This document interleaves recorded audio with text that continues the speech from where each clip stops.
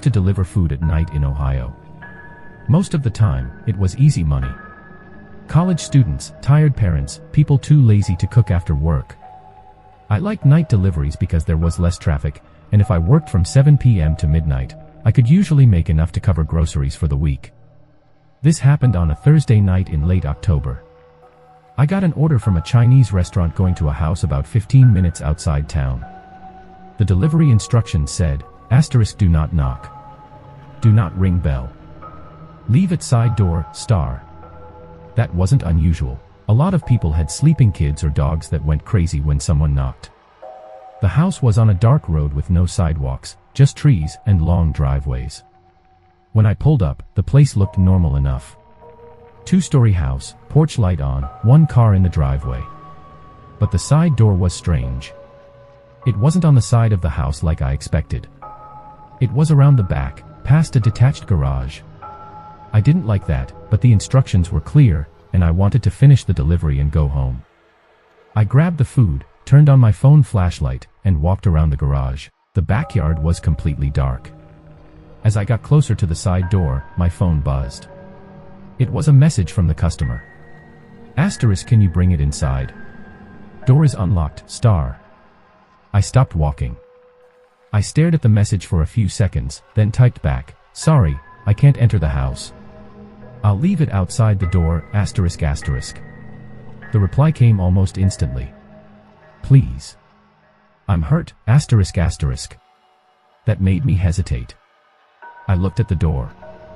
It was open just a crack. I could see a little strip of darkness inside. I called the customer through the app. No answer. Then I heard something from inside the house, a soft tapping sound. Not knocking. Tapping. Like fingernails against wood. I stepped back and said, "Hello." No one answered. Then my phone buzzed again. "Come in." At that point, every instinct I had told me to leave. I set the food down on the back step, took the picture for the app, and started walking back toward my car. Then I heard the side door open behind me. I didn't turn around at first. I just kept walking. Then a man's voice said, "You forgot the drinks." There were no drinks in the order. I turned just enough to see someone standing in the doorway. I couldn't make out his face. He was mostly hidden behind the door, but I could see one hand on the frame. I said, "There weren't any drinks." He said, "Come back and check." I didn't answer. I walked faster. That was when I saw movement near the garage. Another person was standing beside it. I froze. They were between me and my car. For a second, nobody moved. Then the person by the garage took one step toward me. I ran. Not toward my car. Toward the front of the house. I cut across the yard, slipped on wet leaves, almost dropped my phone, and sprinted toward the road. Behind me, I heard someone yell, "Hey!" I ran until I reached the neighbor's driveway. Their porch light was on, and I started banging on the door. An older man answered, and I was so out of breath I could barely explain. I just kept saying, "Someone's back there. Please call the police." He did. By the time the sheriff's deputy arrived, the house was dark. My car was still in the driveway, untouched. The food was still sitting at the side door. But the customer name on the order didn't match anyone who lived there. The deputy said the house had been vacant for months. The car in the driveway had expired tags and did not belong to the owner. The order had been placed with a prepaid card. Nothing happened to me, technically. But I still think about that message. I'm hurt. Because for just a few seconds, it almost worked.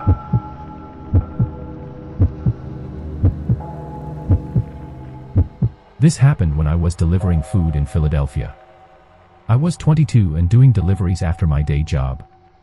I usually stopped around 10 p.m., but that night I told myself I would do one more order. That was my first mistake. The delivery was to an older apartment building on a narrow street with barely any parking. The instructions said, "Come inside. 3rd floor. Apartment 3C. Please hand to me, ***. I parked half a block away and carried the order to the front door. The building had a buzzer system, but before I could press anything, the door clicked open. I assumed the customer had buzzed me in. Inside, the lobby smelled like old carpet and cigarette smoke. The elevator was out of service, so I took the stairs. First floor was quiet. Second floor had a TV playing somewhere behind a door. Third floor was completely silent. I found apartment 3C at the end of the hallway. There was no light under the door. I knocked. Nothing. I messaged the customer, "I'm at your door." A few seconds later, I got a reply. "Knock louder." "I'm in the back, ***." So I knocked again. Still nothing. Then I noticed something weird. Apartment 3C had a small peephole, and it looked dark. But the apartment across the hall, 3B, had its peephole covered from the outside with a piece of black tape. I stared at it, confused. Then my phone buzzed. "Door is open. Come in, ***." I immediately felt sick. I stepped back from 3C and called the customer through the app. From behind the door of apartment 3B, I heard a phone ringing. Not 3C. 3B, I stopped breathing. The ringing stopped. Then the door to 3B opened about 2 inches. A man's voice said, "Wrong door." I didn't say anything. He said, "It's over here." The hallway felt suddenly too small. I looked at the food in my hand. I looked at the stairwell behind me. Then I said, "I have to take a picture first." He said, "No, hand it to me." The door opened a little wider. I could only see part of him. One eye. One hand. No lights on behind him. I backed up slowly and said, "I'll leave it here." He opened the door all the way. That was when I ran. I dropped the food in the hallway and sprinted down the stairs. I heard his door slam open behind me, then footsteps. Heavy footsteps. He was chasing me. I hit the second floor landing so hard I almost fell. Someone opened a door and yelled, "What the hell?" I screamed, "Call 911." That was enough to slow him down. I heard him stop above me. I made it outside and ran to my car. When the police came, they went up to the 3rd floor. The man in 3B refused to open the door at first, but eventually he did. The real person in 3C had no idea what was going on. They hadn't ordered any food. The account used for the order had a fake name, a temporary phone number, and 3C as the delivery address. But the messages were clearly coming from someone inside 3B. I asked the officer what he thought the plan was. He didn't answer directly.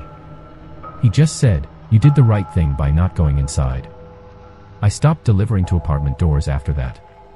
If a building felt wrong, I left the food in the lobby. People got mad sometimes.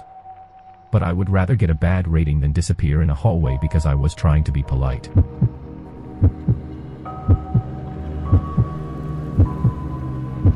I delivered packages for a small contractor in rural North Carolina.